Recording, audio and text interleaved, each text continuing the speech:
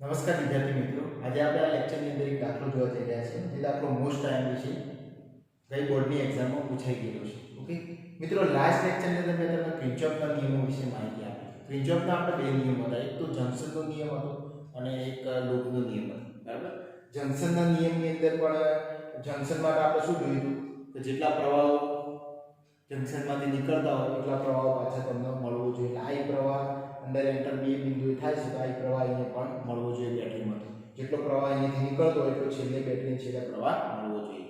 Okay મિત્રો, હવે આ દાખલાનું આપણે સોલ્યુશન કરતા પહેલા આ ડાયાગ્રામ તમને આપેલું જ હશે પરીક્ષાની અંદર. ઓકે, પણ આ કરંટ દર્શાવેલા હશે નહીં. બરાબર, હવે કરંટ કઈ રીતે દર્શાવાય એવું તમને પહેલા તો સમજાવી દઉં આખી સર્કિટ, પછી આપણે દાખલાનું સોલ્યુશન કરીએ. ઓકે ચલો, સૌપ્રથમ તમારે સ્ટાર્ટ કરવાનું. આની અંદર અવરોધો કેટલા છે? 1 2 3 4 5. બરાબર, 5 ને 6 અવરોધો છે. એક બેટરી આપેલી છે તમને. બરાબર, હવે શું કરવાનું? તમારા બેટરીમાંથી I કરંટ પસાર થાય એ બિંદુથી બે ભાગમાં ડિવાઇડેડ થઈ જાય, I1 અને I2 થઈ જાય મિત્રો. ચલો, I1 કરંટ આ બિંદુએ આવે છે તો અહીંયાથી I3 કરંટ આવે છે. બરાબર, I3 કરંટ આ શાખાની અંદર I4 બરાબર અહીંયા લખ્યું છે I માઈનસ I3. હવે આ કઈ રીતે આવે મિત્રો? હું તમને સમજાવી દઉં. જુઓ, અહીંયા જે રીતે I બરાબર I1 વત્તા I2 કર્યું, I માંથી જ આ બે મળે. ઓકે, તો I1 માંથી આ બે મળશે એટલે આવું થાય. જુઓ, I1 બરાબર I3 વત્તા I4, તો I4 બરાબર, હવે તમને ખબર પડી જાય કે I1 માઈનસ I3 કઈ રીતે આવે. ઓકે ચલો, આ મળી ગયું. હવે જો આ કરંટ આ બિંદુએ આવે છે I3, અહીંયાથી I2 કરંટ આવે છે. આ બંને કરંટ આ બિંદુએ ભેગા થાય છે તો I2 વત્તા શું થશે? I3. ચલો મિત્રો, હવે આપણે લૂપો વિચારીએ, દાખલાનું સોલ્યુશન તરફ જઈએ. ઓકે, તો દાખલાનું સોલ્યુશન કરવા માટે પહેલો હું લૂપ લઉં છું A B D અને A. ઓકે, લૂપ એટલે મેં તમને શું કીધું હતું? બંધ ગાળો. Okay, A B D A. ચલો મિત્રો, હું લખી દઉં A B D A બંધ ગાળા માટે. ઓકે ચલો, હવે આપણે લગાડીએ ક્રિન્ચોફનો નિયમ. ક્રિન્ચોફના નિયમની અંદર મેં તમને કીધું હતું કરંટની દિશા અને આપણી મુસાફરીની દિશા એક જ હોય તો IR ઋણ લેવાનો.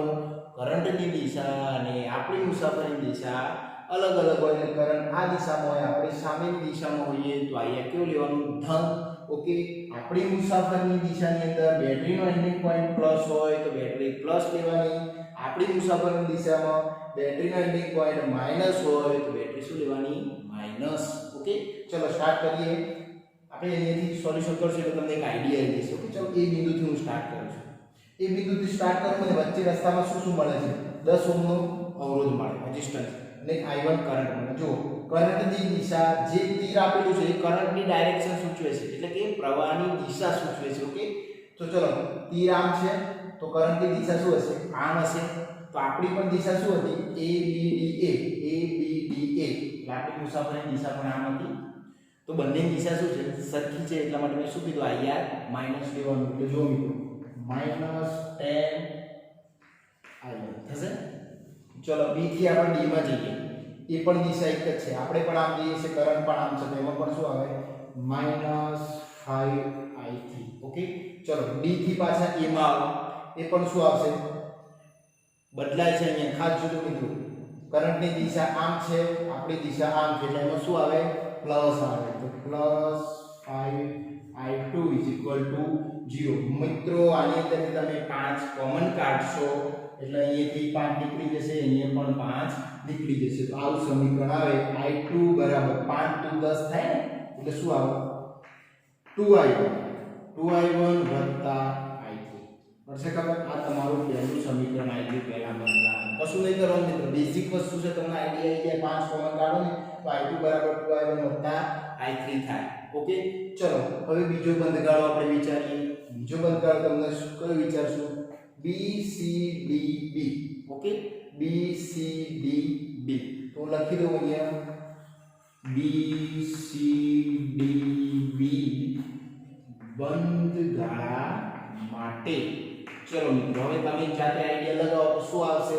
પહેલામાં માઈનસ આવે. કેમ? કારણ કે પ્રવાહની દિશા અને આપણી દિશા શું છે? સેમ છે. એટલે હું લખું છું અહીંયા -5 I1 - I3. કયો કરંટ છે I1 માઈનસ I3 અહીંથી અહીંયા આવો તો આમાં શું આવે પ્લસ આવે કારણ કે કરંટની દિશા આમ છે આપણી દિશા કઈ છે એના સામે છે તો અહીંયા હું લખી દઉં પ્લસ 10I2 વત્તા I3 plus 5I3 equal to 0. હવે કેમ 5I3 લખ્યું તો મિત્રો જો આપણી દિશા આમ છે કારણ કે B C D A કરંટની દિશા આમ છે તીર મારેલું છે એટલે શું લખ્યું મેં પ્લસ લખ્યું છે. ચલો મિત્રો આનું કેલ્ક્યુલેશન કરીએ અંદર તો માઈનસ 5I1 થાય માઈનસ માઈનસ પ્લસ 5I3 થાય પ્લસ 10I2 આવે પ્લસ 10I3 આવે પ્લસ 5I3 આવે ઇઝ ઇક્વલ ટુ 0. મિત્રો ખાસ જોજો 5I3 એટલે 5I3 5I3 એન્ડ 10I3 આવે 10 5 15 ને 5 20 20I3 થશે અહીંયા 20I3 થશે અને આની અંદર 5I1 એક જ છે 10I2 પણ એક જ છે. તો જો તમે 5 કોમન કાઢી લો તો કેવું સમીકરણ આવું આવે I1 બરાબર 5 * 2 10 આવે એટલે શું આવે I1 બરાબર અહીંયા 2I2 વત્તા 4I3 આવશે 2I2 વત્તા 4I3 વિચારો મિત્રો કઈ રીતે આવે આ સમીકરણ નંબર તમારો કારણ કે મિત્રો 5 5 અને બીજા 10 20 થયા 20 માંથી જો 5 કોમન કાઢી દેવામાં આવે તો 5 ચોક 20 ઓકે તો 4I3 આવી ગયા આની અંદરથી 5 કોમન કાઢીએ એટલે 5 દુ 10 એટલે 2I2 આવી ગયા. ચલો મિત્રો સમીકરણ 1 અને 2 આપડા આવી ગયા કોના પરથી આવ્યા E B D A પહેલા બંધગાળા માટે B C D B એ બીજા બંધગાળા માટે આવી ગયું. હવે આની અંદર મિત્રો જો આ I1 ની કિંમત તમને આપેલી છે જો I1 ની કિંમત તમે આની અંદર મૂકો તો શું થાય અથવા તો I2 ની કિંમત અહીંયા મૂકો તો શું થાય આપણે મૂકી જોઈએ કે સમીકરણ 1 ની કિંમત સમીકરણ 2 માં મૂકતા તો ચલો કરીએ સમીકરણ 1 ની કિંમત સમીકરણ 2 માં મૂકતા પડે છે ખબર સમીકરણ 1 ની કિંમત 2 માં મૂકો તો જુઓ I1 એમને 2 I2 કેટલા છે આ તમને આપેલા છે ઓકે તો મૂકી દો 2I1 વત્તા શું છે I3 ઓકે પ્લસ પાછળ શું છે 4I3 ચલો કેલ્ક્યુલેશન કરો અંદર બબીજું કેટલા થાય 4I1 વત્તા 2I3 વત્તા 4I3 થશે મિત્રો ચલો 4I1 આ બાજુ લઈ દો તો I1 માઈનસ 4I1 થશે ઇઝ ઇક્વલ ટુ 2I3 વત્તા 4I3 ઓકે I1 માંથી 4I3 બાદ કરો તો માઈનસ 3I1 વધે minus 3I1 is equal to 4 એટલે કેટલા થાય 6I3 થશે ઓકે ચલો આના પરથી તમને I1 બરાબર આટલું મળે આ 3 નીચે જતા એટલે 3 દુ કેટલા થાય 6 થઈ ગયા ઓકે 2 ઉડી જશે માઈનસ 2I3 આ તમારું સમીકરણ નંબર આપણે આપી દઈએ 3 નંબર પડે છે મિત્રો ખબર ઓકે ચલો શું કર્યું પહેલું સમીકરણ મેળવ્યું પહેલા બંધગાળા માટે બીજું સમીકરણ મળ્યું બીજા બંધગાળા માટે અને I2 જે દેખાતું હતું એટલે આખો I2 હતો ને અહીંયા મૂક્યો એના પરથી સમીકરણ શું મળ્યું 3 મળે એમાં I1 બરાબર -2I3 મળ્યું. હવે બીજો તમે વિચારો I1 બરાબર -2I3 છે કોઈ સમીકરણમાં પાછું એકમાં જ મૂકીએ શું થાય I2 મળી જાય આ જે છે એ આમાં મૂકીએ તો પાછો I2 તમને મળી જાય તો જો મૂકી જોઈએ મિત્રો ખાસ જોજો કે I2 બરાબર 2 I1 કેટલા છે -2I3 તો -2I3 ઓકે પ્લસ I3 બબે 2 4 -4I3 વત્તા I3 તો I2 બરાબર -3I3 ચારમાંથી એક I3 બાદ કરી દેવાનું મિત્રો આ થયું સમીકરણ નંબર તમારું 4 ઓકે I2 મળી ગયા સમીકરણ નંબર 4 હવે આપણે નેક્સ્ટ બંધગાળો છેલ્લો બંધગાળો લેવા જઈ રહ્યા છીએ પહેલું લીધું તો A B C D B મિત્રો ખાસ ધ્યાન આપજો મેં પહેલા પણ કીધું છે કે આ દાખલો શું છે મોસ્ટ આઈએમપી દાખલો છે પૂછાયેલો ઓકે ચલો હવે બંધગાળો લો A D C અને હું નામ આપી દઉં E અને F ચલો લખી દઉં A D C E અને F બંધ ગાળા માટે ઓકે બંધ ગાળા માટે શરૂઆત કરીએ મિત્રો જે રીતે આપણે કિર્ચોફનો નિયમ લગાડ્યો એ રીતે અહીંયાથી સ્ટાર્ટઅપ આપો પ્રવાહની દિશામાં આપણી મુસાફરીની દિશા છે એટલે -5i2 થશે તો -5i2 હવે આગળ જાઓ અહીંયાથી અહીંયા આવો આ પણ પ્રવાહના દિશામાં છે તો -10i2 + i3 અહીંયા પણ માઈનસ આવશે 10i2 + i3 થશે આગળ ચલો અહીંયાથી પાછા અહીંયા આવો તો તમને બેટરીનો મેં કીધું તો આપણી મુસાફરીની દિશા બેટરીનો જે એન્ડિંગ પોઈન્ટ હોય એ લેવાનો કે આપણી મુસાફરીની દિશા વિરુદ્ધમાં હોય બેટરીનો જે એન્ડિંગ પોઈન્ટ હોય એ લેવાનો આપણી મુસાફરીની દિશા આમ છે બેટરીનો એન્ડિંગ પોઈન્ટ કેવો છે પ્લસ છે એટલે આપણે બેટરી શું લેવાની પ્લસ લેવાની એનાથી આગળ આવો બેટરી હું પછી છેલ્લે લઉં ચલો એનાથી આગળ લો 10 ઓહ્મનો તમને રેઝિસ્ટન્સ આપ્યો છે તો I બરાબર શું થાય I બરાબર I1 + I2 થશે આપણે ક્યાં લખીશું અહીંયા લખી દઉં I બરાબર I1 + I2 થાય ને કારણ કે I નથી ત્યાં બે મળે છે ઓકે સિમ્પલ છે તો તમારે I બરાબર તો અહીંયા શું આવે 10I1 + I2 પણ કેવા માઈનસ કારણ કે આપણી મુસાફરીની દિશાના કરંટની દિશા એક જ છે તો અહીંયા પણ આવશે -10I1 + I2 બેટરી કેવી લેવાની છે એન્ડિંગ પોઈન્ટ પ્લસ છે એટલે બેટરી કેવી લેવાની પ્લસ આપણી મુસાફરી ખાસ સમજવાની આપણી મુસાફરી આમ છે અને એન્ડિંગ પોઈન્ટ કયો આવે પ્લસ આપણી મુસાફરી આમ અને એન્ડિંગ પોઈન્ટ શું આવે ઋણ તો શું લેવાનું ઋણ અહીંયા આપણી મુસાફરી આમ છે તો એન્ડિંગ પોઈન્ટ કેવો છે પ્લસ તો આપણે બેટરી કેવી લેવાની +10 = 0 કેલ્ક્યુલેશન કરી દઈએ -5i1 -10i2 પ્લસ માઈનસ બરાબર તો 10i3 -10i1 -10i2 -10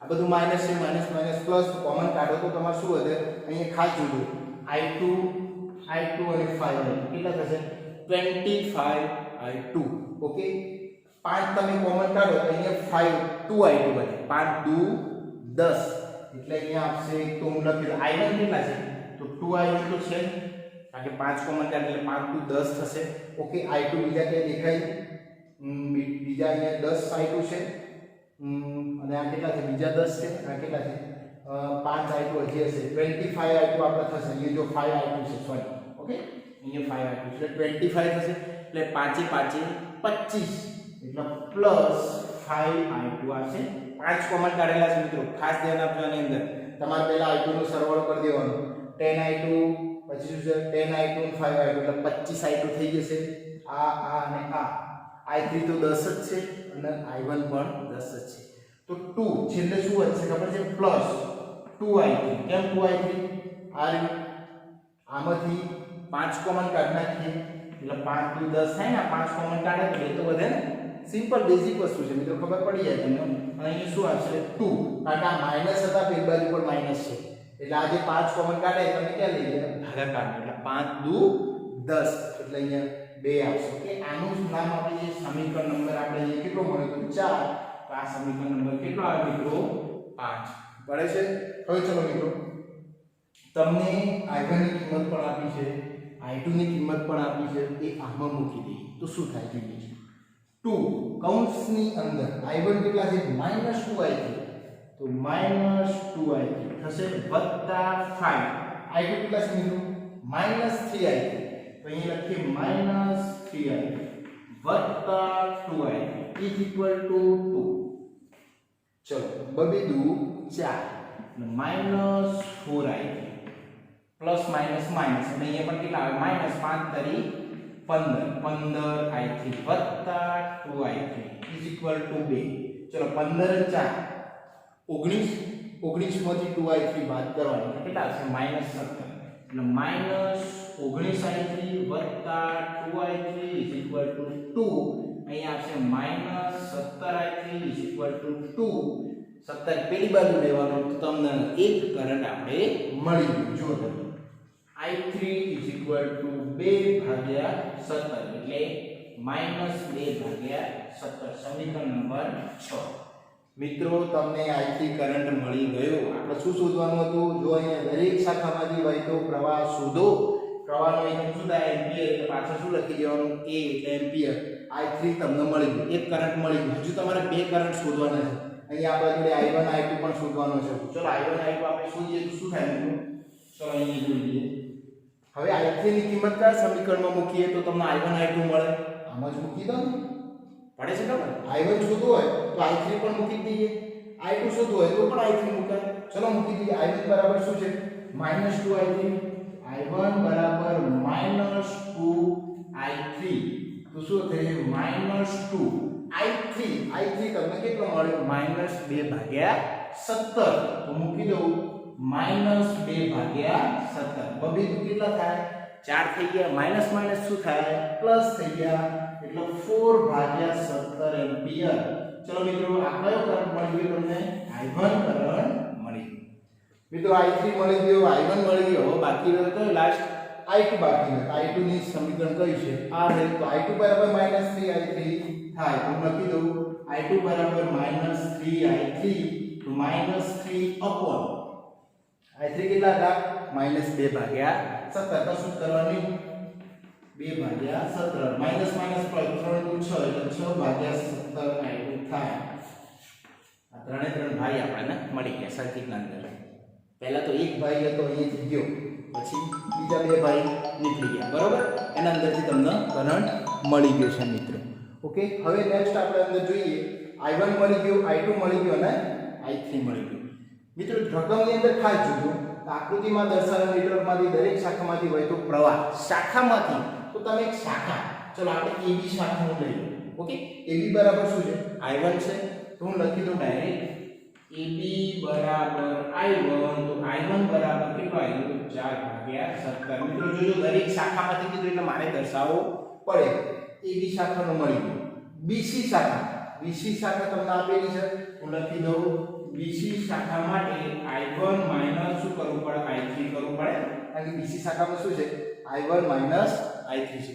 ચલો I1 તમને શું મળે છે? 4/17 માઈનસ I3 કેટલો મળે છે? આ રે -2/17. કારણ કે શું લેવું પડે? -2/17 થાય. માઈનસ માઈનસ પ્લસ એટલે BC બરાબર શું આવે? 6/17 આવે. પડે છે મિત્રો ખબર? જે શાખામાંથી લીધેલો છે શાખાને કેલ્ક્યુલેટ કરી. ત્રીજી શાખા લઉં CD શાખા. તો હું લખી દઉં CD શાખા માટે શું થાય? I2 + I3. પડે? ચલો હું લખી દઉં I2 + I3. ઓકે, I2 કેટલા આપ્યા છે? જાતે ચલો 6/17. I3 કેટલા આપ્યા છે? 6/17. I3 કેટલા આપ્યા છે? આ રહ્યા -2/17. કેટલા છે? -2/17.